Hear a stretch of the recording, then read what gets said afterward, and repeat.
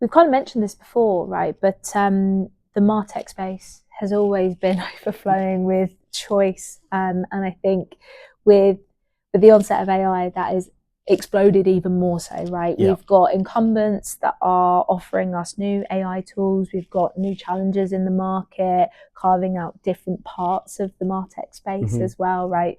And I think where a lot of our customers find themselves is that age-old question, buy versus build, right? And I just wondered, from your perspective, how do you think a business out there should navigate that thought process? Yeah. Let's say. Gosh, that's a great question. And it is something that we come across a lot, you know.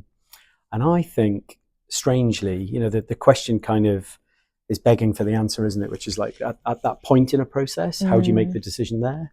Whereas I think in order to answer it properly, you kind of have to go all the way back almost to like first principles. Yes. So for me, you know, helping clients through that kind of decision, I think the first thing to do is kind of really try and understand, you know, what the organization's goals are, and then understand within that context, what are the headwinds that are preventing them from achieving what they want to achieve. And then, you know, try and discern or determine, you know, what is the value that they're looking for from a project of this nature. Is it viable, you know, for them to do it themselves, you know, and then you're starting to get into that world of, you know, is the talent there, is the resource there, etc. And I think once you've kind of constructed that scenario planning and working out really from a prioritization perspective, you know, which are the projects that you're going to go for first, and then looking into those sensitivities of whether you can do that yourself or not. Then I think you get into that, how are we going to make something happen? You know, is it something we can buy, or is it something that we should build and make the plan accordingly? Some people talk about, you know, is there like a framework or anything that you can use to try and sort of cut to the chase a little bit faster in that? My experience talking to lots of different clients is kind of like there's kind of, everybody's got like almost a graphic equalizer of what they're prepared to give over to somebody else and what they're not. And if you were to try and put that on like a 2x2 like axis, I think on one of the axes is going to be something to do with the confidentiality of the topic and what they're doing. If it's you know, if you're in a tech business and the topic's going to be about, you know, the innovation that you're going to bring to market, clearly that's quite a sensitive thing, and you know, it being something that you're buying in to handle that process might not be the right thing. And then the other sort of axis I would put on it would be, you know, the frequency of how often you're going to come back to this particular thing to solve. And I think that ends you up in a place where if you've got like, you know, high confidentiality and high frequency, it kind of makes sense to build it yourself. Whereas if you're, you know, high frequency but low confidentiality, then maybe that's a case to buy things in. Yeah, absolutely, absolutely.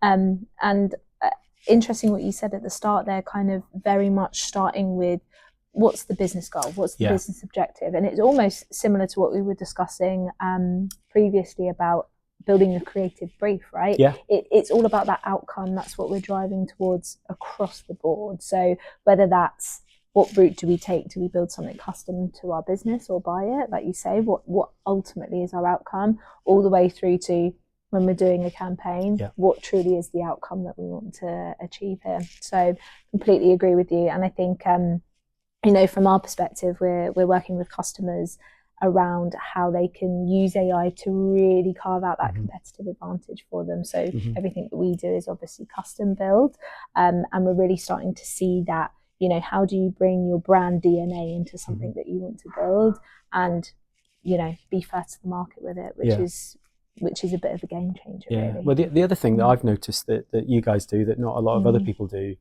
is, you know, it's not only just about the tech solution, it's then also about, because, you know, arguably the technology bit isn't necessarily the thing that's preventing that transformation, as we were talking about earlier.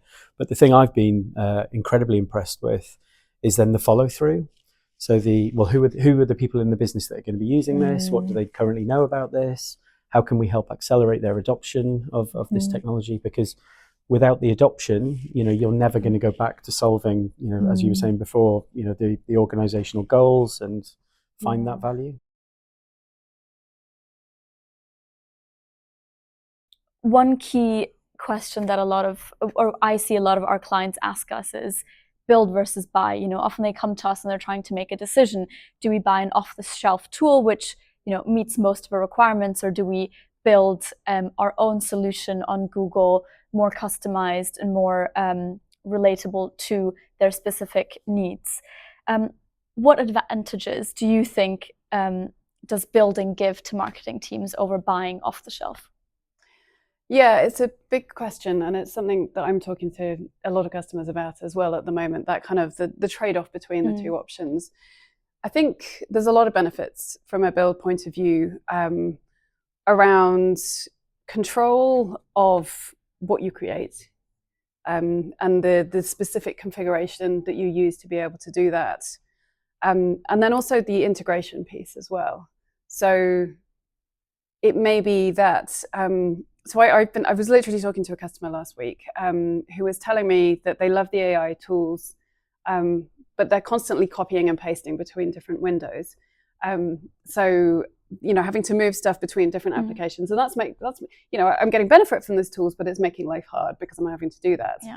And the beauty of building something is allowing them to be able to either create something specific for the process that they have. And so it would be, this is the flow that our users go through on a regular basis. They want to stay in one window. They don't want to have to copy and paste anywhere. So being able to create something that enables that flow and makes you much more efficient at the same time, faster, less mistakes made, that kind of good stuff. And so you have that possibility to be able to do that. Or equally, it may be that we have a front end that we use at the moment. It's a great front end. We do everything in it at the moment. And actually, all we want to do is to be able to surface new things within that existing setup.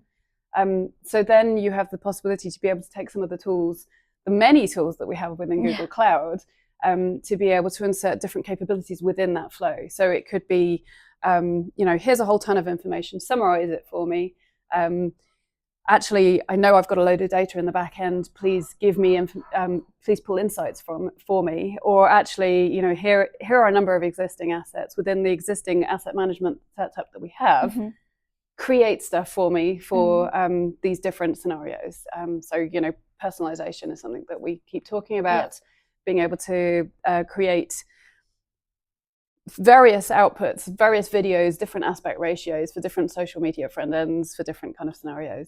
So I think it gives you that extreme flexibility. Yeah, absolutely. And one thing that I've experienced myself is that often tools like that, when you build them customized and when you bring the end users on the journey with you, and they can feed into the requirements, they can define what the solution looks like, you get better adoption, right? Because they've been part of the creation, and the tool will actually be helpful and optimize 100%. Their workflow. So yeah, it's great for adoption as well. 100%. Moving on a little bit from that, when we talk about the building approach, productionization is a big thing, right? How do you go from POCs? How do you really productionize solutions that your end users will use and that are sort of scalable and reliant? Absolutely, it's a long way from demos and POCs to actually taking something into production for sure. So there is the wider framework here, which is the assumption that your organization has a route for taking things into production already. It may be from an AI point of view, you already have a number of MLOps processes that you already have, and GenAI should fit into that for sure. There are some additional things that you need to consider from a GenAI point of view as well, which I think is absolutely essential. So key things would be evaluation. Evaluation is the kind of my word of the No, year. I agree with you. So evaluate and start evaluating early. Golden data sets, you mentioned that to me before. Absolutely essential. So even at the demoing stage is evaluating what you're doing and being able to quantify what is good. Then I think it is then taking that, is then automation. So once you have worked out what it looks like, the shape of it, then automating that into a pipeline to be able to then take into production. So we've talked about the pace of change, with pace of change from bringing in new models and the like. So agility is going to be key, and being able to change things as things change.